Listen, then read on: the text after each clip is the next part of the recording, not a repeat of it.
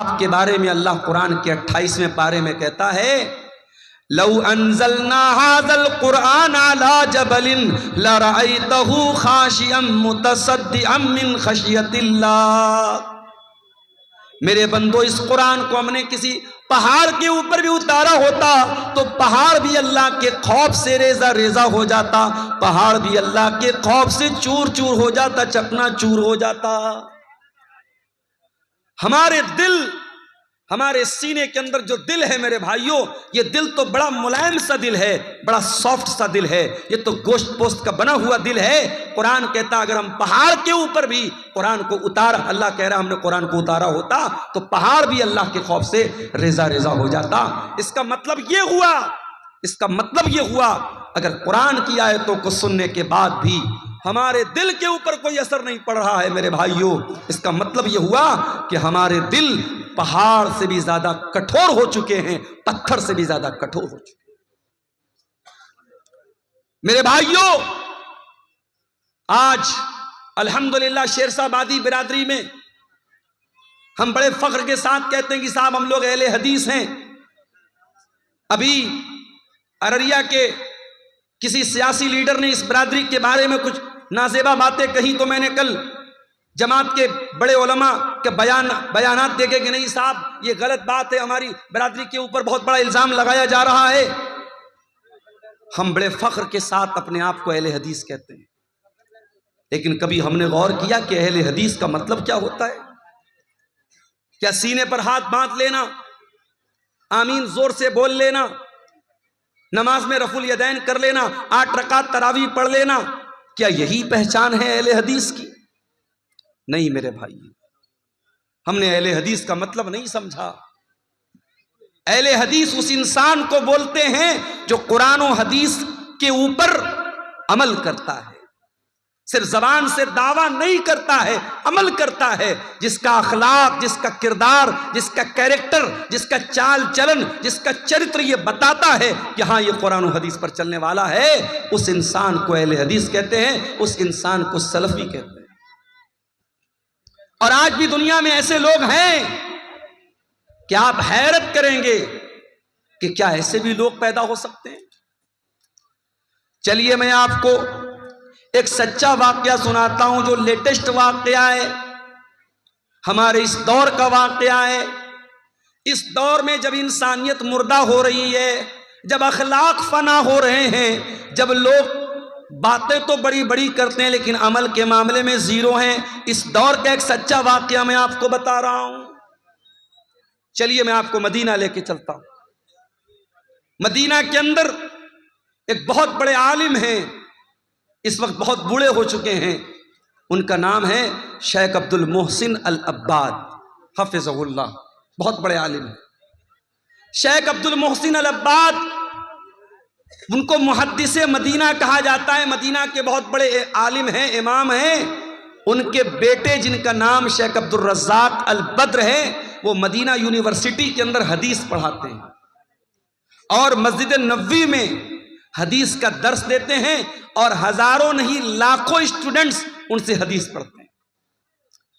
शेख अब्दुल रज़्ज़ाक अल बद्र बहुत बड़े आलिम हैं, बहुत बड़े स्कॉलर हैं और उनकी शोहरत इतनी है कि एक मरतबा वो मलेशिया गए और वहां एक मस्जिद में उनका दर्स था, तो सिर्फ उनके उस दर्स में 1 लाख के करीब तलबा और स्टूडेंट शामिल हुए थे। इतनी बड़ी वो सेलिब्रिटी और इतनी बड़ी शख्सियत है शेख अब्दुल रज़्ज़ाक अल बद्र की। शेख अब्दुल रज़्ज़ाक अल बद्र के यहां एक आदमी ड्राइविंग का काम करता था, गाड़ी चलाता था, इंडिया के आंध्र प्रदेश के शहर विजयवाड़ा का।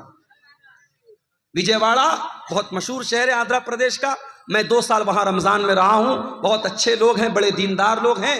विजयवाड़ा का एक आदमी सऊदी अरब में शेख अब्दुल रज़्ज़ाक अल बद्र के घर 4 व्हीलर की कार की ड्राइविंग करता था, ड्राइवर था। अब जाहिर है ड्राइवर की हैसियत क्या होती है भाई, ड्राइवर एक मुलाजिम होता है, नौकर होता है, उसको तनख्वाह देते हैं, हमारे यहां काम करता है। वो ड्राइवर बीमार पड़ गया, 20 साल तक उसने सर्विस की, फिर बीमार रहने लगा।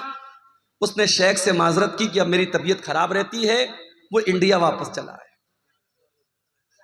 आज के दौर में एक ड्राइवर गया, दूसरा ड्राइवर चला आया, कौन पूछने जाता है?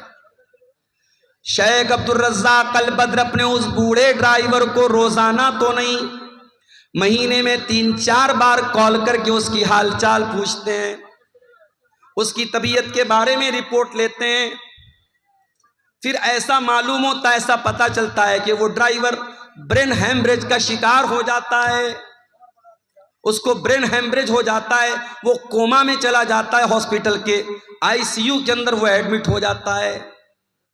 शेख अब्दुल रज़्ज़ाक़ अल बद्र को मालूम होता है कि मेरे घर पे 20 साल ड्राइविंग करने वाला ड्राइवर ब्रेन हैमरेज का शिकार हो चुका है और विजयवाड़ा के एक हॉस्पिटल में एडमिट हुआ है।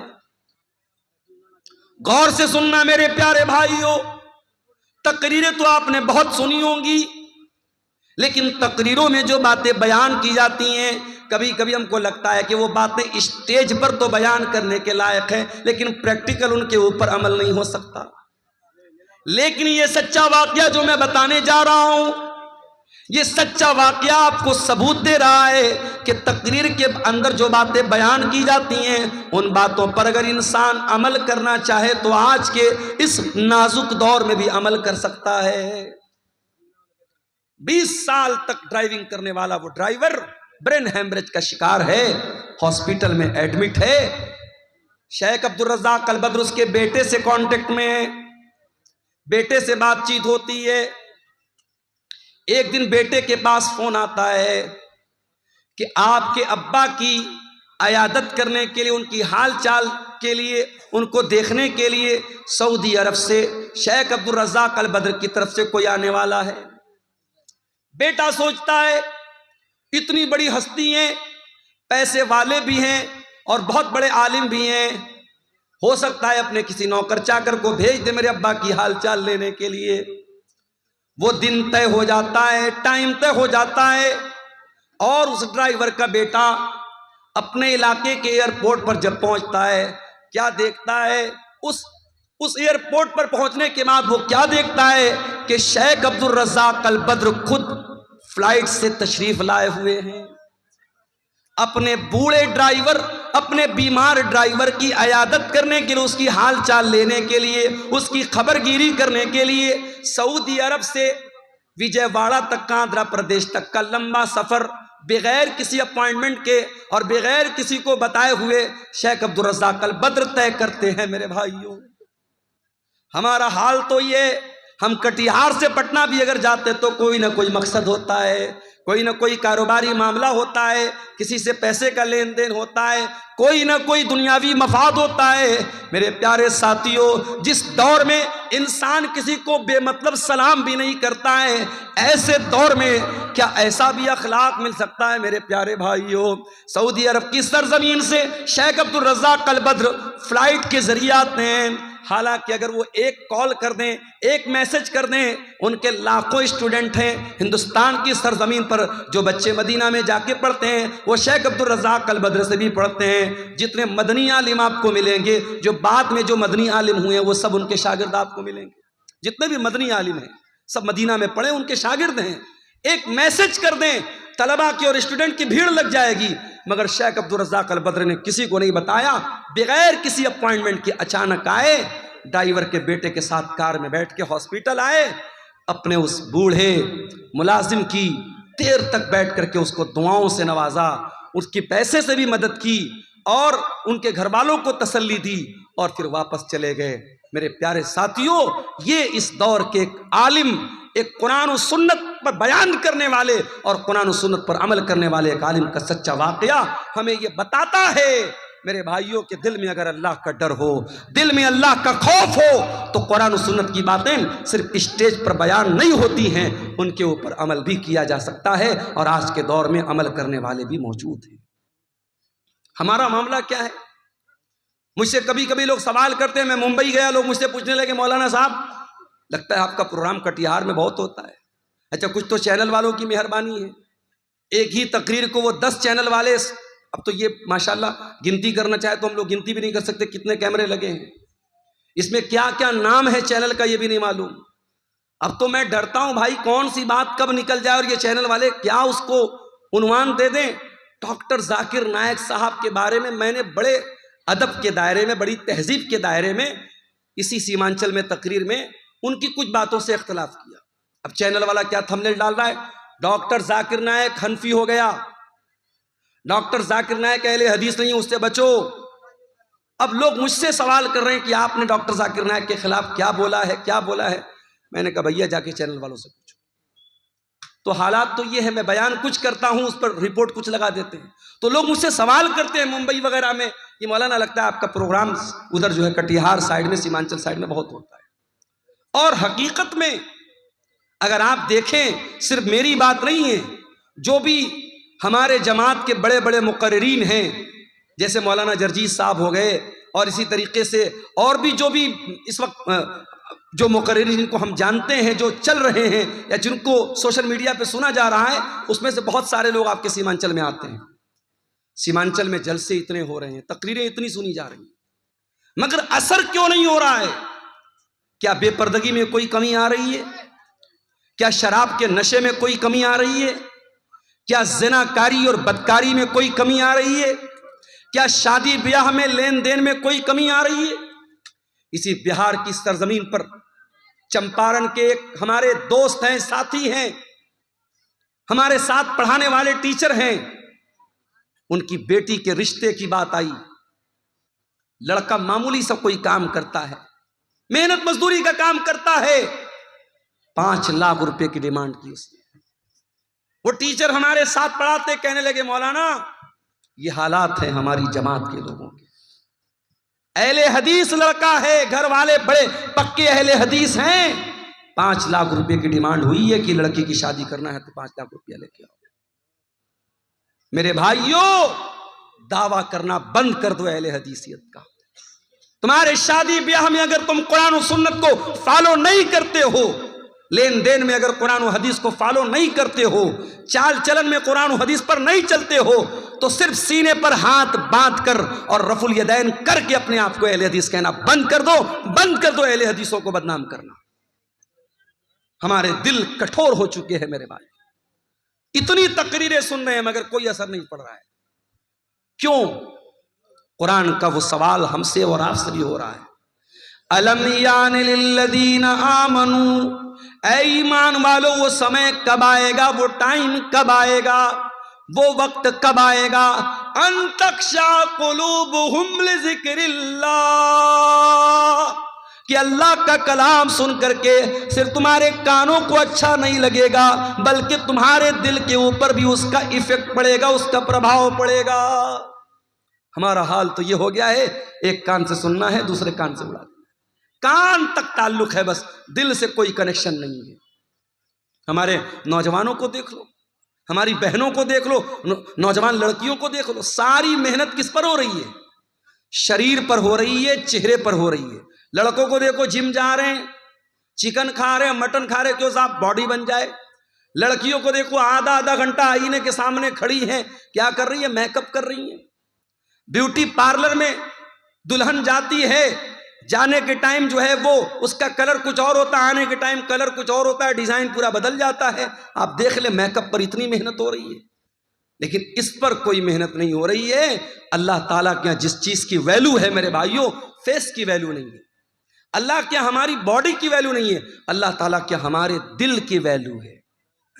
इब्राहीम अलैहिस्सलाम दुआ करते हैं, वला तुखज़िनी यौम युबअसून, ऐ अल्लाह तू मुझे क़यामत के दिन जलील मत करना, ऐ अल्लाह तू मुझे क़यामत के दिन रुसवा मत करना।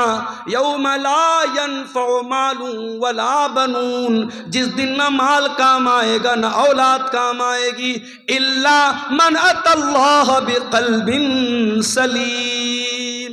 क़यामत के दिन तो वही कामयाब होगा अल्लाह जो साफ सुथरा दिल लेकर के आएगा। तुम्हारे चेहरे कितने साफ सुथरे हैं, तुम्हारे बालों में कितनी खूबसूरती है, तुम्हारा शरीर कितना खूबसूरत है, अल्लाह ताला के ये मैटर नहीं करता है। हाँ, अल्लाह क्या ये मैटर करता है कि आपका दिल कितना साफ सुथरा है। कहीं ऐसा तो नहीं कि चेहरा तो बहुत अच्छा है, बॉडी तो बहुत मजबूत है, मगर दिल के अंदर गंदगी भरी है, दिल के अंदर लालच भरा है, दिल के अंदर खुदगर्जी भरी है, दिल के अंदर माल की मोहब्बत भरी है, दिल के अंदर दुनिया की मोहब्बत भरी है, दिल के अंदर शरारत भरी है। दिल साफ नहीं होगा मेरे भाइयों, हम अल्लाह के यहाँ कामयाब नहीं हो सकते। दिल पर मेहनत करो, दिल पर मेहनत करो। इसीलिए अल्लाह कुरान के पहले पारे में कहता है, यहूदियों का जिक्र करते हुए, जब यहूदियों ने अल्लाह ताला की बहुत नाफरमानी की, बहुत गुनाह किया, अल्लाह ने फरमाया तुम क़सत क़ुलूबुकुम मिन बादि ज़ालिका फ़हिय कल हिजारति औ अशद्दु क़स्वा। ऐ यहूदियों, तुम्हारे दिल पत्थरों से ज्यादा कठोर हो चुके हैं, पत्थरों से ज्यादा सख्त हो चुके हैं। व इन्न मिनल हिजारति लमा यतफज्जरु मिनहुल अन्हार। अरे पत्थर भी कुछ ऐसे होते हैं कि पत्थर के अंदर से नहरें बहती हैं। व इन्न मिनहा लमा यशक्ककु फयखरुजु मिनहुल मा। पत्थर तो कुछ ऐसे भी होते हैं कि पत्थर पर जब बार बार पानी की बूंदें पड़ती हैं तो पत्थर में सुराख हो जाता है और पत्थर से पानी रिस रिस करके बहने लगता है। ऐ यहूदियों, ऐ अहले किताब, तुमने इतना अल्लाह को नाराज किया है, इतने गलत काम किए हैं, इतने अल्लाह को नाराज करने वाले काम किए हैं कि तुम्हारे दिल तो पत्थरों से ज्यादा सख्त हो गए। कुरान ने तो यहूदियों के बारे में कहा था। माफ करना मेरे भाइयों, हमें और आपको इस आयत को अपने ऊपर भी आज अप्लाई करने की जरूरत है। कहीं ऐसा तो नहीं कि हमारे दिल भी पत्थरों से ज्यादा कठोर हो गए। वही कुरान, जो कुरान डाकू सुनता था तो सुधर जाता था, तौबा कर लेता था। एक डाकू था जिसका नाम था फुज़ैल इब्न अयाज़। उसका काम था डाका डालना, लोगों के मकान में जाके चोरी करना, लोगों का माल हड़प लेना, लोगों का पैसा चोरी कर लेना। एक दिन रात का वक्त था, एक मकान की छत पे जाके कूदता है। रात का सन्नाटा है, फुज़ैल इब्न अयाज़ डाका डालने के लिए, चोरी करने के लिए गया है। एक मकान की छत में कूदता है। दूर से कोई अल्लाह का बंदा अपने घर में बैठ के कुरान की तिलावत कर रहा है। उसकी तिलावत की आवाज़ फुज़ैल इब्न अयाज़ के कानों में पड़ती है और इत्तेफाक से वो इंसान कुरान की यही आयत पढ़ रहा है, अलम यअनि लिल्लज़ीना आमनू अन तख्शा क़ुलूबुहुम लिज़िक्रिल्लाह। ऐ ईमान वालो, क्या अभी वो समय नहीं आया कि अल्लाह का कलाम सुन करके तुम्हारे दिल पिघल जाएं, तुम्हारे दिल कांप जाएं, तुम्हारे दिल नरम पड़ जाएं। जब ये आयत हजरत फुज़ैल इब्न अयाज़ के कान में पड़ी, कहा अल्लाह, मैं तेरा इतना गुनहगार बंदा हूं। कोई रात में बैठ के कुरान की तिलावत कर रहा है, कोई कुरान पढ़ रहा है और मैं बैठ के लोगों का माल चोरी कर रहा हूं, मैं डाका डाल रहा हूं। अय अल्लाह, मैं तौबा करता हूं तेरी बारगाह में। वो टाइम आ गया है अल्लाह, जिस टाइम के बारे में तू पूछ रहा है कि वो समय कब आएगा, वो समय आ चुका है। फुज़ैल इब्न अयाज़ ने सच्ची तौबा की, वहां से निकले। एक जगह अंधेरा था, बारिश का मौसम था, लोग एक जगह रुके हुए थे एक मकान में और आपस में बातें कर रहे थे। रात बहुत हो गई है, अब हमें यहीं रुक जाना चाहिए। किसी ने कहा नहीं, यहां रुको मत, हमें चलना चाहिए। क्या पता फुज़ैल इब्न अयाज़ नाम का डाकू कहीं छुपा हो और हमें पकड़ करके हमें लूट ले, मार ले, इससे पहले कि हमारा माल चोरी हो जाए, हमें यहां से निकल जाना चाहिए। फुज़ैल इब्न अयाज़ ने आसमान की तरफ देखा, कहा अल्लाह, तेरे बंदे आज मुझसे डरते हैं। उन्हें डर है फुज़ैल इब्न अयाज़ ना आ जाए, मेरा माल चोरी ना हो जाए, मेरे माल पे डाका ना पड़ जाए। अय अल्लाह, आज तेरा बंदा तुझसे सच्ची तौबा करता है और तुझसे वादा करता है जब तक जिंदा रहेगा तेरे घर को नहीं छोड़ेगा, अपनी सारी जिंदगी तेरे घर के लिए कुर्बान कर देगा, तेरी मस्जिद के लिए कुर्बान कर देगा। फुज़ैल इब्न अयाज़ तौबा करते हैं और वहां से वो मक्का आते हैं और सारी जिंदगी अपने आप को खाने काबा के साथ जोड़ लेते हैं और इतने बड़े आलिम बन जाते हैं, इतने बड़े इमाम बन जाते हैं कि उनको अपने दौर का सबसे बड़ा आलिम माना जाता है और सबसे बड़े बड़े जाहिद और आबिद लोगों में उनका शुमार होता है। कुरान तो वही है मेरे भाई, कुरान वही है, कुरान की आयतें वही हैं एक डाकू ने सुना और तौबा कर ली, और हम और आप उस कुरान को सुनते हैं और हमारे दिल पर कोई असर क्यों नहीं होता? कुरान जवाब दे रहा है, सुम्मा क़सत क़ुलूबुकुम मिन बादि ज़ालिका, तुम्हारे दिल पत्थरों से भी ज्यादा कठोर हो चुके। इत्तेफाक से रमजान के लास्ट में उम्रा करने का मौका मिला, अल्लाह के फजलो करम से, उसकी तौफीक से। अब उम्रा करने भी जो लोग जाते हैं, अल्लाह माफ करे, अल्लाह रहम करे, उम्रा की बरकत भी धीरे धीरे खत्म हो रही है। वहां भी साहब तवाफ हो रहा है, साथ में सेल्फी ली जा रही है। अब बॉलीवुड की बड़ी बड़ी हीरोइनें साहब सारी जिंदगी वो नंगापन करती रही, नाचती रही, गाती रही, अब वो अपने गुनाहों को धोने के लिए क्या कर रही? उम्रा करने जा रही हैं। उम्रा करने गई, अब वहां क्या है साहब, फोटो शूट हो रहा है। मदीना के अंदर पहुंची तो जो बड़ी बड़ी छतरी लगी है मस्जिद नबवी के अंदर, उसके नीचे, मैं एक बॉलीवुड की हीरोइन है, नाम नहीं लूंगा वरना चैनल वाले भी फटफट से थंबनेल डाल देंगे, वो बेचारी जाके वहां फोटो शूट कर रही है और आकर के फिर अपना फिल्में बनाने लगी। फिर वो सारे काम जो फिल्मी दुनिया के हो रहे थे वो होने लगे। अब धीरे धीरे उम्रा और हज की रूहानियत भी मेरे भाइयों खत्म हो रही है। पहले वो दौर था, लोग जब उम्रा करने जाते थे, हज करने जाते थे, जब वापस लौटते थे तो दिल की दुनिया बदल जाती थी, दिल की दुनिया बदल जाती थी, एक चेंजिंग आ जाती थी, एक परिवर्तन आ जाता था। आज कोई परिवर्तन नहीं आ रहा है। आज पैसा वाला है, चलो भाई चलो, जैसे लोग पिकनिक मनाने जाते हैं, कोई मुंबई जाता है, कोई कोलकाता जाता है, कोई दिल्ली जाता है, चलो हम उम्रा करके चले आए। अब उम्रा को भी लोगों ने पिकनिक बना दिया है। सच्चे दिल से कोई उम्रा करे, अगर कोई अपने हलाल कमाई से और सच्चे दिल से कोई हज और उम्रा करे, अल्लाह के नबी ने फरमाया कि लगातार हज और उम्रा करने से इंसान के गुनाह मिट जाते हैं और इंसान की गुर्बत और फक्र फाका खत्म होता है, इंसान के माल में बरकत होती है। मगर अफसोस हमारे दिल इतने कठोर हो चुके हैं कि आज हम और आप उम्रा करने और हज करने जा रहे हैं तो वहां भी हम दुनियादारी कर रहे हैं। मेरे प्यारे साथियों, ये दिल के कठोर होने की अलामत। हरम के अंदर आज भी जब कुरान पढ़ा जाता है, अल्लाह की कसम खा करके कहता हूं, आप बिहार के सीमांचल के रहने वाले, आपको अरबी जबान तो नहीं आती होगी, आमतौर से आप अरबी जबान का मतलब नहीं जानते होंगे, मगर इमाम जब हरम के अंदर कुरान पढ़ता है ऐसा लगता है कि कुरान हमारे दिलों को चीर रहा है। जब अजाब की आयतें आने लगती हैं, जब जहन्नम की आयतें आने लगती हैं और हरम का इमाम उस आयत के ऊपर रोने लगता है, मैं देखता हूँ मुसल्लियान भी रोने लगते हैं, मैं देखता हूँ उसमें अफ्रीका का काला भी रो रहा है, उसमें यूरोप का गोरा भी रो रहा है, उसमें बांग्लादेश का बंगाली भी रो रहा है, उसमें इंडिया का इंडियन भी रो रहा है। जिनकी जबान अरबी नहीं है, जिनको अरबी जबान नहीं आती है, जो अरबी जबान को नहीं समझते, मगर कुरान की ऐसी कैफियत है मेरे भाइयों, कुरान का ऐसा असर है कि कुरान डायरेक्ट दिल पर असर करता है।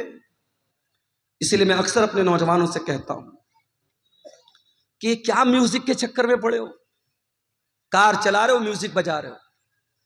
अभी मेरा एक प्रोग्राम था दरभंगा में, अब ड्राइवर बेचारा गैर मुस्लिम था, रात का टाइम था, मुझे जल्दी निकलना भी था, सुबह क्लास भी करनी थी।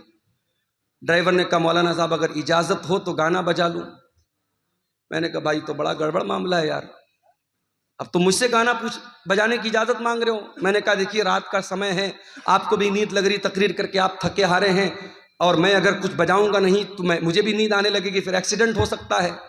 मैंने कहा अच्छा चलो ठीक है, तुम गाना बजाना चाहते हो बजा लो, हल्की आवाज में बजाओ, मैं पीछे लेट जाता हूं, सो जाता हूं।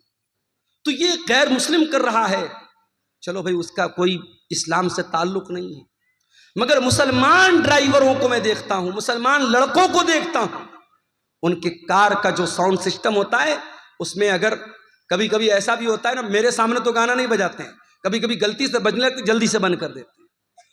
तो गाना बजा रहा है आज हमारा नौजवान, ये नहीं सोचता है अगर कार चलाते हुए अल्लाह ना करे एक्सीडेंट हो गया, मौत आ गई, उसी हाल में हम मर गए, तो कयामत के दिन जब हम उठेंगे तो उस दिन भी गाना सुनते हुए और गाना बजाते हुए उठेंगे। ये कितनी बदनसीबी की मौत होगी, कितने अफसोस की मौत होगी। कानों में ईयरफोन ठूस के और कानों में एयरपोर्ट ठूस करके वो गाना सुन रहा है, अल्लाह ना करे उसी हाल में अगर रूह निकल गई और दिल की धड़कन बंद हो गई तो क्या हाल होगा तेरा। इसलिए कि अल्लाह के नबी फरमाते हैं इन्नल अब्द युबासु अला मा माता अलैहि, बंदा जिस हाल में मरेगा उसी हाल में क़यामत के दिन उठाया जाएगा। जो कुरान पढ़ते हुए मरेगा वो कुरान पढ़ते हुए उठाया जाएगा, जो गाना सुनते हुए मरेगा वो गाना सुनते हुए उठाया जाएगा, जो गंदी वीडियो देखते हुए मरेगा वो गंदी वीडियो देखते हुए उठेगा, जो ज़िना करते हुए मरेगा वो ज़िना करते हुए उठेगा, जो शराब पीते हुए मरेगा वो शराब पीते हुए उठेगा, जो हलाल काम करते हुए मरेगा वो हलाल काम करते हुए उठेगा। हत्ता के अगर कोई हाजी हज करने गया है, अल्लाह के नबी ने फरमाया अगर इहराम की हालत में हाजी का इंतकाल हो जाए तो उसको अलग से कोई कफन पहनाने की जरूरत नहीं है, उसी इहराम के कपड़े में उसे कफना दो, इसलिए कि क़यामत के दिन वो हाजी जब उठेगा तो उसी इहराम के कपड़े में उठेगा और लब्बैक अल्लाहुम्मा लब्बैक कहते हुए उठेगा।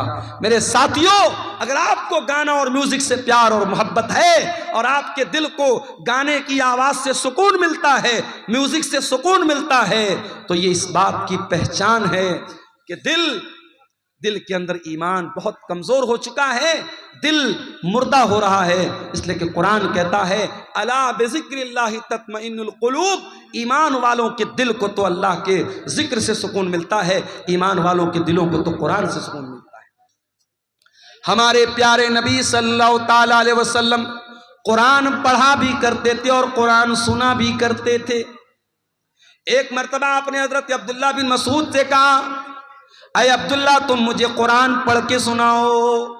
अब्दुल्ला बिन मसूद बहुत अच्छा कुरान पढ़ते थे, बहुत खूबसूरत आवाज थी उनकी। अब्दुल्ला बिन मसूद ने कहा कि अल्लाह के रसूल मैं आपको कुरान पढ़ के सुनाऊं? ये कुरान तो आप ही के ऊपर उतरा है, मैं आपको कैसे पढ़ के सुनाऊं? आपने फरमाया अय अब्दुल्ला इन्नी उहिब्बु अन अस्माअहु मिन गैरी, आज मैं दूसरे के मुंह से कुरान सुनना चाहता हूं, आज तुम मुझको कुरान पढ़ के सुनाओ। हजरत अब्दुल्ला कुरान पढ़ने लगे, अल्लाह के नबी सुन रहे हैं, हजरत अब्दुल्ला कुरान पढ़ रहे हैं। अल्लाह अकबर, अल्लाह के नबी बैठ करके कुरान सुन रहे हैं। मेरे नौजवानों, जरा दिल पे हाथ रख के बताओ आखिरी बार तुमने अपने मोबाइल में कुरान कब सुना था? चलो आओ इसी बात पर चेक किया जाए, तुम्हारे यूट्यूब की हिस्ट्री चेक की जाए, तुम्हारे ब्राउजर की हिस्ट्री चेक की जाए, तुमने लास्ट टाइम कुरान को कब प्ले किया था, तुम्हारे मोबाइल में कुरान कब तुमने सुना था, कुरान को कब चलाया था। चेक किया जाए तो शर्मिंदगी उठानी पड़ जाएगी, शर्मिंदा होना पड़ जाएगा। मोबाइल आप लॉक करके वापस रख दे, नहीं मौलवी साहब रहने दीजिए। ये हालात है हमारे। हमारा नौजवान आज कुरान को न पढ़ता है न सुनता है।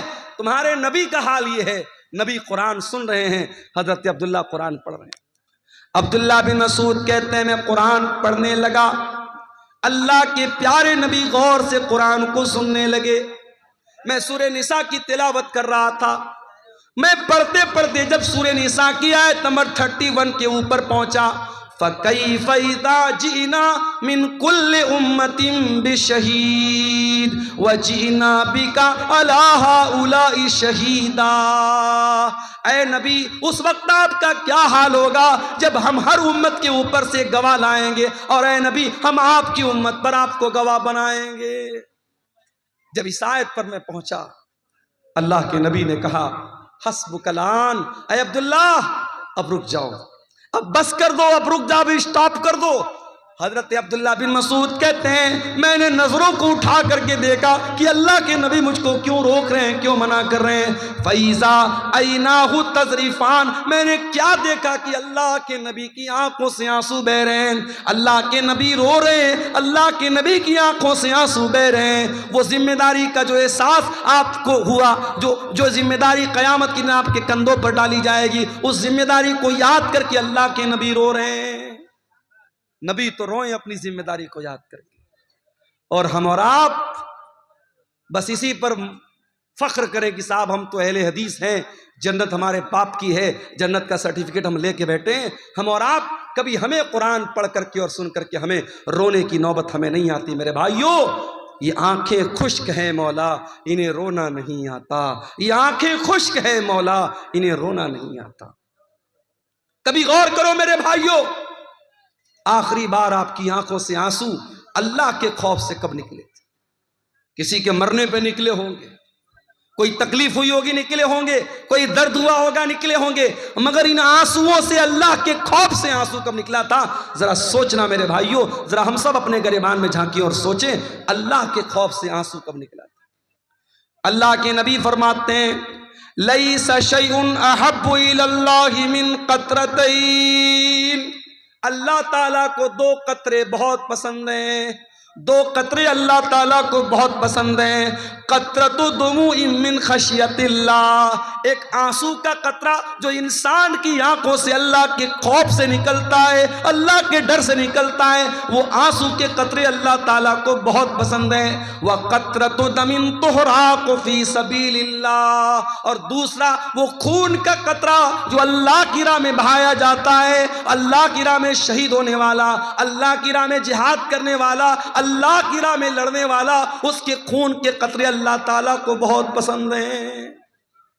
वो आंसू जो अल्लाह के खौफ से निकलते हैं मेरे भाई, वो आंसू अल्लाह को बहुत पसंद है।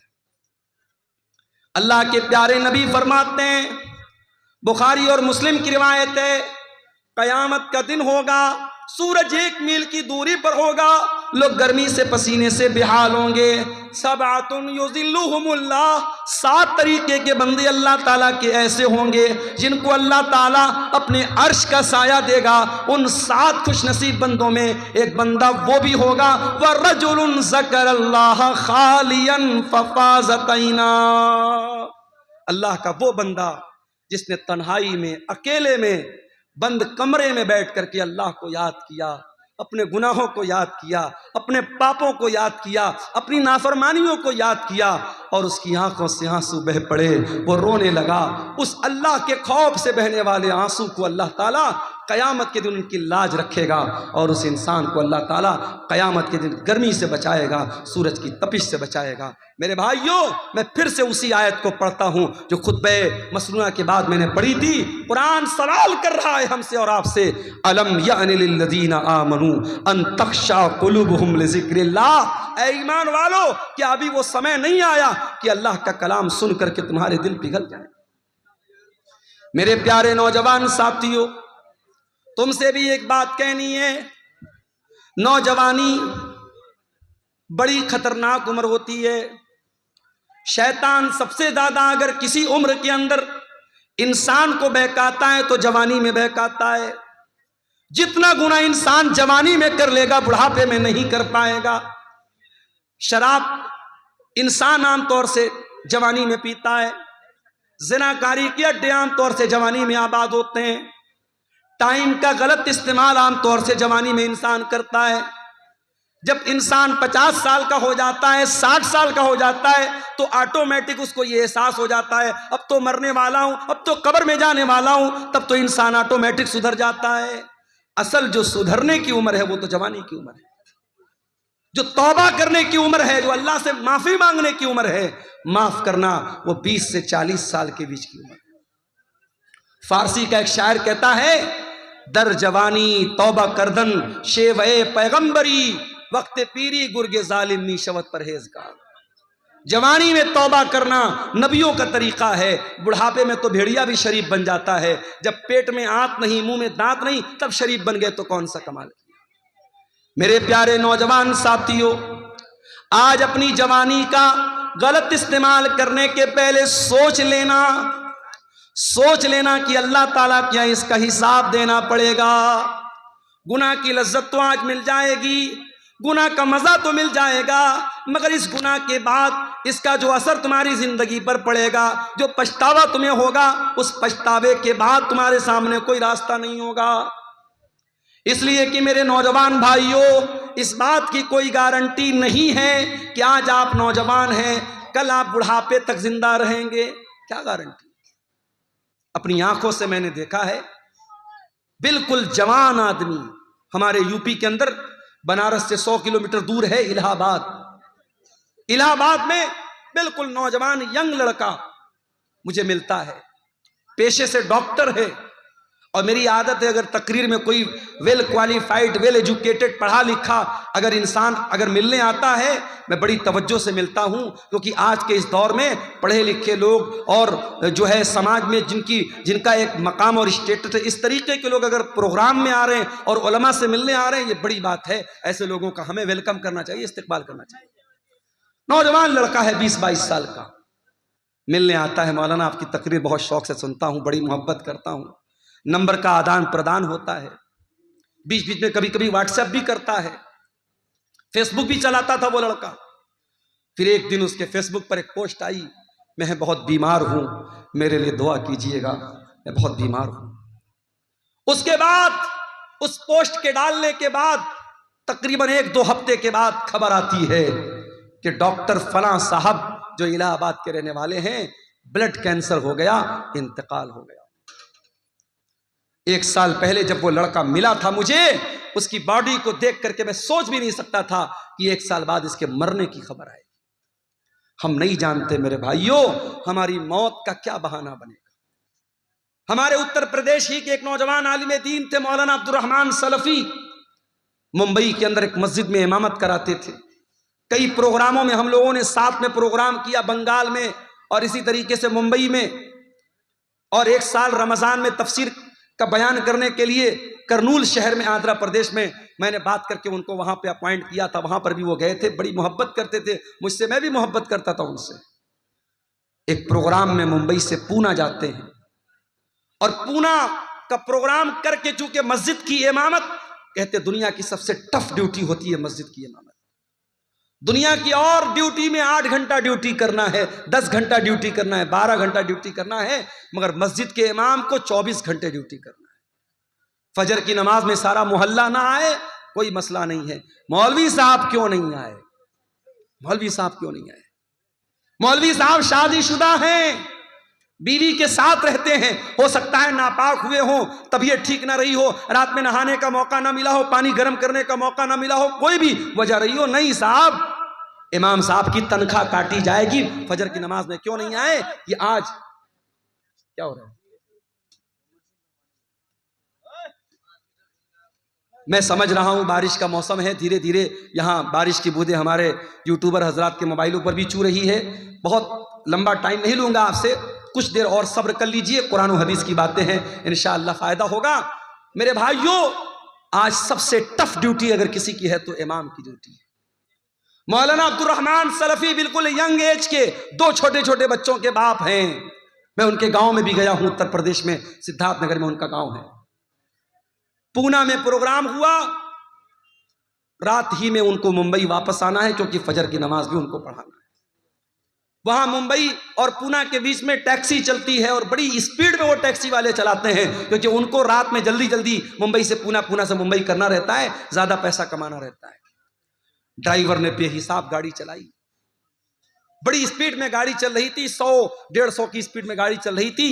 एक जगह रास्ते में जो डिवाइडर होता है, उस डिवाइडर में ले जाके ड्राइवर ने पूरी स्पीड में गाड़ी ठोक दी। गाड़ी के अंदर 10 लोगों में से 7 लोग ऑन द स्पॉट इंतकाल कर गए। मौलाना अब्दुर्रहमान सलफी, अल्लाह रहमत मगफरत फरमाए, ऑन द स्पॉट उनका इंतकाल हो गया, पूरा सर पिचक गया और बड़ी मजलूमाना तरीके से उनकी मौत हो गई। क्या वो पूना जाने के पहले उन्होंने सोचा था कि मेरे साथ ऐसा हो जाएगा? हम नहीं जानते मेरे भाई, कौन सा एक्सीडेंट, कौन सी बीमारी, कौन सा बहाना हमारी जिंदगी की सांसों की डोर को खत्म कर देगा, हमारा दिल धड़कना बंद हो जाएगा। मेरे भाइयों, जिंदगी का नाजायज इस्तेमाल मत करो, जवानी की इन घड़ियों का मिसयूज मत करो। इस जवानी में गलत काम करके अगर अल्लाह के चले गए बगैर तौबा किए तो पछताना पड़ेगा मेरे भाई। अन्तकूल नफ्सुन या हसरता अला मा फर्रतु फी जम्बिल्लाह। ऐ मेरे बंधु, अल्लाह से तौबा कर लो, माफी मांग लो, सुधर जाओ, इसके पहले कि कयामत के दिन तुमको कहना पड़े कि हाय हमारी बर्बादी, काश मैंने ये लापरवाही न की होती। व इन कुन्तु लमिन साखिरीन, काश मैंने अल्लाह के दीन का मजाक न उड़ाया होता, काश मैं भी दीन पर चलता, मैं अल्लाह के रास्ते पर चलता। मेरे भाइयों, कभी बर्फ बेचने वाले को आपने देखा होगा, बर्फ बेचने वाला जितना जल्दी पॉसिबल हो बर्फ बेच के निकल जाना चाहता है, क्योंकि जितनी तेजी से उसकी बर्फ पिघलेगी उसका पैसा बर्बाद हो जाएगा। एक आदमी मार्केट में बर्फ बेच रहा था, सुबह से दोपहर हो गई, थोड़ी सी उसकी बर्फ बिकी थी और बड़ी तेजी से दिन गुजर रहा है और बर्फ उसकी पिघलती चली जा रही है। एक आदमी ने देखा कि वो बर्फ बेचने वाला जब दोपहर हो गई और बर्फ नहीं बिक रही है तो वो चिल्लाने लगा और कहने लगा कि ऐ लोगों, इसके पहले कि मेरा कैपिटल खत्म हो जाए, मेरी पूंजी खत्म हो जाए, मेरा सरमाया खत्म हो जाए, मेरी बर्फ को खरीद लो, मेरा बर्फ खरीद लो, इससे पहले कि मैं लुट जाऊं, मैं बर्बाद हो जाऊं। वो आदमी कहता है उस बर्फ बेचने वाले को जब मैंने देखा तब मुझे कुरान की इस आयत का मतलब समझ में आया, वल अस्र इन्नल इंसान लफी खुस्र, कसम है जमाने की, बेशक इंसान बहुत बड़े घाटे में है। जो इंसान अपने टाइम की कदर न करे, अपने समय की कदर न करे, अपनी जवानी की कदर न करे, अपने टाइम का सही इस्तेमाल न करे, उससे बड़ा खसारे में और उससे बड़ा नुकसान उठाने वाला मेरे भाइयों कोई नहीं है। आज हमारे नौजवान साथियों को इस पर भी गौर करने की जरूरत है कि आप अपनी जवानी को कहां गुजार।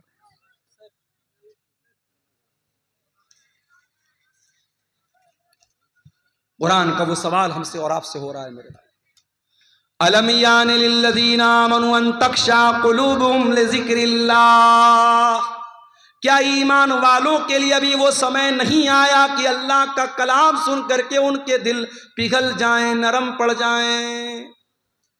आज हमारे दिल इतने कठोर हो चुके हैं, मुर्दे को दफनाने के लिए कब्रिस्तान में लेकर के जाते हैं, अपने हाथों से कफनाते हैं, दफनाते हैं, मिट्टी देते हैं, फिर भी हम कोई एहसास नहीं होता कि एक दिन हमारे साथ यही होने वाला है। मेरे प्यारे भाइयों, आज एक बंद कमरे में लाइट को बंद कर दिया जाए, पंखा बंद कर दिया जाए, कमरा बंद कर दिया जाए, चारों तरफ से पैक कर दिया जाए और उस कमरे में हमको रखा जाए, हमारा दम घुटने लगेगा, हम बेचैन हो जाएंगे।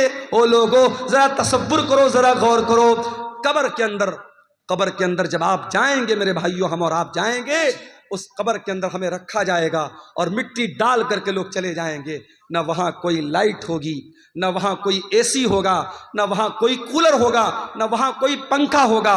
वहाँ अगर एसी और कूलर और रोशनी मिलेगी, हमारे ईमान की बदौलत मिलेगी, हमारी नेकियों की बदौलत मिलेगी। मेरे भाइयों, दुनिया में एसी बहुत लगवाया आपने, दुनिया में पंखा बहुत लगवाया आपने, दुनिया में लाइटिंग बहुत लगवाई आपने, कब्र में वो लाइटिंग कैसे मिलेगी?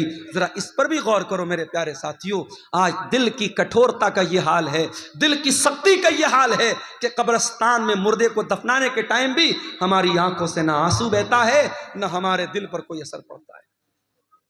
अल्लाह के प्यारे नबी एक अंसारी सहाबी के जनाजे में जाते हैं, जनाजे को कब्र में उतारा जा रहा है, लाश को कब्र में उतारा जा रहा है और अल्लाह के प्यारे नबी कब्र की एक साइड में बैठे हुए हैं और आपके आसपास सहाबा भी बैठे हुए हैं।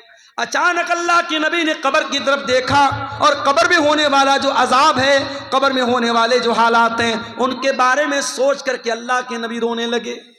इतना रोए, हदीस के अल्फाज हत्ता बल्ल सरा, आपके आंसुओं से वो उस जगह की जमीन भीग गई, वहां की मिट्टी भीग गई और आपने उस कब्र की तरफ इशारा करके फरमाया, लिमिस लिहाजा फ़अइदू या इख्वानी, ऐ मेरे सहाबा, इस कब्र की तैयारी करो, यहाँ तुमको जाना है, इस कब्र में तुमको जाना है, यहाँ तुमको हिसाब देना है, तैयारी करना है तो इस कब्र की तैयारी करो। मेरे प्यारे साथियों, आज हालात ये हैं, मैं आपके कटिहार का हाल नहीं जानता, मैं आपके पूर्णिया अररिया का हाल नहीं जानता, मगर बनारस के कब्रिस्तानों में मैंने देखा कि बहुत सारे नौजवान कब्रिस्तान पे बैठकर जुआ खेलते हैं, बहुत सारे नौजवान कब्रिस्तान पे बैठ के शराब पीते हैं, बहुत सारे नौजवान मोबाइल पर गंदी वीडियो देखते हैं। यानी जहां हमारे मुर्दे दफन हैं, जहां अपने अपने अमल के हिसाब से कब्र में उनके साथ मामला हो रहा है, उस कब्रिस्तान में बैठ करके भी आज इंसान अल्लाह को याद नहीं करता है, मौत को याद नहीं करता है। अलम यानि लिल्लज़ीना आमनू अन तख्शा कुलूबुहुम लिज़िक्रिल्लाह, ऐ ईमान वालों, क्या अभी वो समय नहीं आया कि अल्लाह का कलाम सुन करके तुम्हारे दिल पिघल जाए? उस्मान गनी को देखो मेरे प्यारे साथियों, क्या हुआ, थोड़ा धीरे धीरे बात करें। उस्मान गनी कौन है? नबी के दामाद हैं, नबी के दोहरे दामाद हैं, नबी की 2 बेटियां इनके निकाह में आई हैं। उस्मान गनी वो उस्मान है, हर मौके पर अल्लाह के दीन के लिए, मस्जिद के लिए, नबी के मदरसे के लिए, नबी के सहाबा को पानी पिलाने के लिए, इस्लाम की राह में लुटाने के लिए उस्मान गनी अपनी दौलत का मुंह खोल देते हैं।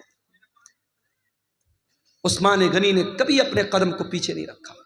वो उस्मान गनी जिनका नाम लेकर के नबी ने कहा था मा ज़र्रा उस्मान मा अमिल बादल यौम क़त्तो, उस्मान ने इतना अल्लाह की राह में दे दिया है, उस्मान का कोई गुनाह भी उसका कुछ बिगाड़ नहीं सकता है। वो उस्मान गनी जब कब्रिस्तान से गुजरते थे ज़ारो कतार रोने लगते थे। किसी ने पूछा क्या है उस्मान, क्या बात है, जन्नत की बात आती है तो आप नहीं रोते हैं, जहन्नम की बात आती है तो आप नहीं रोते हैं, कब्रिस्तान को देख करके क्यों रोने लगते हैं? उस्मान गनी कहते हैं ओ लोगों, मैंने अपने प्यारे नबी को यह फरमाते हुए सुना है इन्नल कब्र अव्वलु मंजिल मिन मनाजिल आखिरा, ये कब्र आखिरत की पहली सीढ़ी है, कब्र आखिरत की पहली मंजिल है। जिसने इस मंजिल को पार कर लिया उसके लिए आगे की मंजिल आसान है। ऐ लोगों, जब मैं कब्र को देखता हूं मुझे अपनी आखिरत याद आ जाती है और मैं अपने आंसुओं पर कंट्रोल नहीं कर पाता। आज हमें और आपको क्या कब्रिस्तान पे जाके मौत याद आती है? नहीं याद आती। आज तो कब्रिस्तान और कब्र पर भी आज मेला लगता है। आपको यकीन ना आए, मुंबई की हाजी अली की दरगाह पे जाके आप देख लें। यकीन ना आए, लखनऊ की देवा की दरगाह पे आप जाके देख लें। यकीन ना आए, अंबेडकर नगर बसखारी में कछौचा की दरगाह पे आप जाके देख लें। यकीन ना आए, अजमेर में ख्वाजा मोइनुद्दीन चिश्ती अजमेरी की दरगाह पे जाके देख लें। वहां आपको लड़कियां भी नजर आएंगी, लड़के भी नजर आएंगे, शिर्क भी हो रहा है, नजरों का गुनाह भी हो रहा है, बदचलनी और बेहयाई भी हो रही है। आज कब्र पे जाके मौत किसको याद आती है? मेरे प्यारे साथियों, कुरान का सवाल बरकरार है, अलम यानि लिल्लज़ीना आमनू अन तख्शा कुलूबुहुम लिज़िक्रिल्लाह। ऐ ईमान वालो, क्या अभी वो समय नहीं आया कि अल्लाह का कलाम सुन करके तुम्हारे दिल पिघल जाए? आज हमारी रातें गुनाहों में गुजरती हैं। हमारे नबी रातों को रोया करते थे, तहज्जुद की नमाज में आप रोते थे, और एक दिन आप तहज्जुद की नमाज के लिए उठते हैं और फजर की अजान तक आप रोते रहते हैं। और जब हजरत बिलाल आकर के पूछते हैं अय अल्लाह के नबी आप इतना क्यों रोते हैं, तो अल्लाह के नबी कहते हैं कि अय बिलाल, आज की रात मेरे ऊपर कुरान की ऐसी आयत उतरी है कि इस आयत पर जो गौर करे और जो इस आयत को पढ़े और गौर न करे उसके लिए बर्बादी है। कौन सी आयत थी? सूरह आल इमरान की आयत थी, इन्न फी खल्क़िस समावाति वल अर्दि वख्तिलाफिल लैलि वन नहारी लआयातिल लिउलिल अलबाब। बेशक उन लोगों, जमीन व आसमान की तख्लीक के अंदर और रात और दिन के आने जाने के अंदर गौर करने वालों के लिए, अक्लमंद लोगों के लिए निशानियां हैं। इन तमाम कायनात के अंदर जो गौर करता है वो अक्लमंद है, और उस अक्लमंद इंसान की पहचान क्या है? वो अल्लाह को याद करता है। वो उठते बैठते लेटते जागते अल्लाह को याद करता है।